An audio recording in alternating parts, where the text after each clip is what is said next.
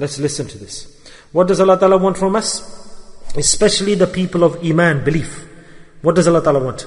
This is the status that all of the desires that we have within us, and we have this desire that Allah Ta'ala has also put inside of us, which we have suppressed. We've suppressed. We've squeezed it down. We've hidden it. We've made it a minor. If we want to get married 4 times, huge desire. If we want good food to eat, huge desire. If we want a nice big house, huge desire. But the most greatest objective Allah Ta'ala has instilled into a person of Iman, that desire we don't understand. Nor do we think about that desire. Nor do we think about that desire. Allah subhanahu wa ta'ala has created a desire within us, and every mu'min should have this desire. And remember, the meaning of desire is that we should complete the desire, that we have to attain this desire. Not in the world. Don't we do this? In the world, I have a desire, my child wants to be this. And we try our best, isn't it? And we run after that desire. Oh, I feel that my child becomes a hafiz. How much we run after and work hard. We beg, we go to the madrasa, to the ulama ikram, please teach my child, please. Or I feel like that my child becomes an alim. And we run to the Darul Uloom, the institution, or my child to do hifz. We are trying because we have a desire, we work hard. We don't just have a desire, but we work hard to take that desire to accomplishment. Conclusion. So the greatest desire, which is the objective of our creation, the greatest desire that we should have within us, then what is that? So if that desire is there, then to attain that desire is our objective. Do you understand what I'm saying? It's very easy to understand what I'm saying, isn't it? So we all have desires, world, house, money, fame, glory. But this desire is the greatest desire that Allah Ta'ala has created. And obviously that the person of Iman belief should have this desire that Allah Ta'ala says is the greatest desire that a human being can have. So we should have this, and we should be working hard to accomplish it. And what is this desire? What's the desire that Allah Ta'ala says is the greatest desire? That I want to love Allah subhanahu wa ta'ala. We don't have this, innit? It's a very small desire for us, isn't it? Just for me to think that I love Allah. You say, oh, what's this? That Allah loves everybody. I don't need to have this desire. Somebody will say, who is it that Allah Ta'ala doesn't love? And the person of Iman, Allah Ta'ala of course loves the people of Iman. The question doesn't arise that Allah Ta'ala doesn't love, isn't it? There may be someone like me, a sinful person, doesn't pray salah, nauzubillah. For example, if you disrespect a person, even if he doesn't pray salah, and you disrespect him and say what Allah Ta'ala will do, isn't it? Allah Ta'ala, for example, if you disrespect somebody you like, and then you will obviously say that, don't do this. So Allah Ta'ala says that this is not a good desire. There's a greater desire than this. Tell me, what is that desire? Very great desire. We need to fulfill this desire. And we're sat here to fulfill this desire. Me, if I say to you that I come here for a certain purpose, and I come with a message, and there's nothing else, and I just deliver that message, and then we do the dhikr, because my objective is not coming here just to do dhikr. Do you understand?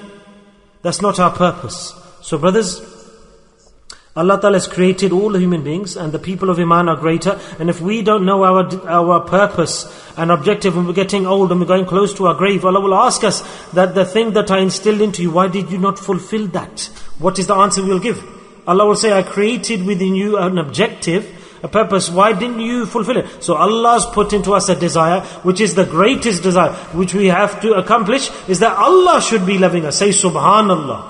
Not that we love Allah. Obviously we will say we love Allah. It's not my miracle that I say, oh Allah, I love you, and this is the greatest thing. No, the achievement is that Allah loves us.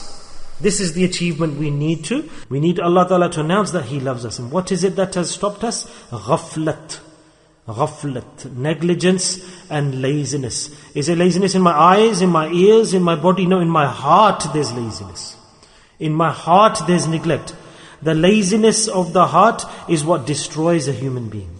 Look, how does the sequence run? I'll tell you. Why is the heart lazy and neglectful? Do you know why the heart is lazy? Why the heart doesn't feel like doing anything? Because there's a food for the heart. If we see now, let's say there's something in front of us that we leave. Yeah, in our daily actions, we leave it. There will be a reaction. There's a reaction to an action. I'll give you an example.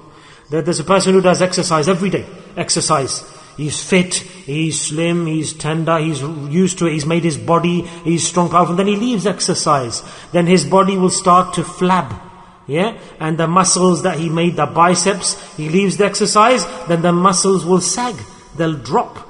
And they'll become slow and weak. And his body won't look good and lean. Yeah, if we eat regularly, let's leave a few days eating. Soon as we leave eating, we'll become frail and weak, and energy will be lost because you left eating. So there'll be reaction. If you leave drinking water, 3-4 days you don't drink water, then you'll be dehydrated, lose energy, you'll be sapped. So there's a reaction to an action. You don't drink water, you'll get sapped of hydration. In the same way, we have a spiritual life. There are two things. One is the physical life, one is the spiritual life inside, totally within us. My eyes, ears, mouth, everything has a reaction on my soul, my heart. And there's a food for the soul. So if I stop feeding the soul, then the soul will become weak. It will become frail, just like the heart, the body, the muscles go weak. So if all your life you don't feed your nafs and your soul, it will sit in the corner weak and frail and totally useless, the nafs and the soul and the ruh. So we need to understand here is the heart, our heart, which is our inner self. Why is it lazy and neglectful and it doesn't want to go close to Allah? Is that the food for the heart is dhikr Allah. Very simple formula. I'm not saying this. The Quran, the whole Quran is full of this and the hadith is full of this. If you think, oh, I'm saying this, I do dhikr, I'm telling you this. No.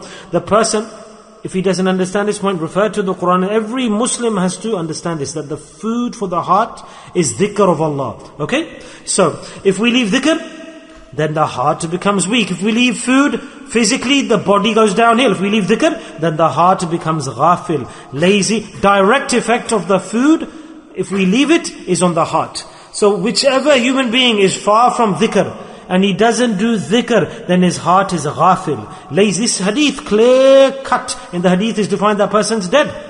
He's like a lifeless person. The person who doesn't do dhikr is a lifeless person. When the heart is lifeless, then what will be the hal, what will be the reaction?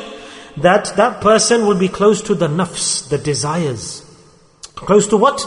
To the base desires, which is our biggest enemy. And the nafs will become close to you, the base desires. And when the nafs is close to you, then your nafsiyati desires through which the nafs was made, your desires, your base desires of the nafs, isn't it? Then they will overwhelm your life physically. The doors open to the base desires. And when the nafsiyati desires come into your life and you enter into that lifestyle, when you enter into that room of base desires, Allahu Akbar, totally that person's life, he will be a slave of his base desires. When he's a slave of his base desires and nafs, every action, worship, whatever the human being does, he is obeying his base desires and nafs, and there's no value in the eyes of Allah for this. Allah says, I want you to do ibadah. Those whose hearts are alive, their deeds are accepted. Remember this point.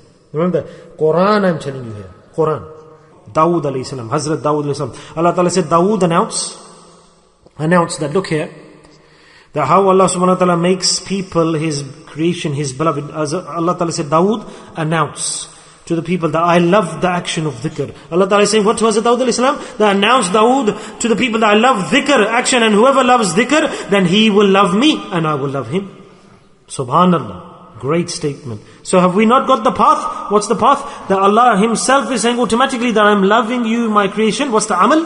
The deed, dhikr of Allah. Simple. Allah says, because I love dhikr. So if you do dhikr, I will love you.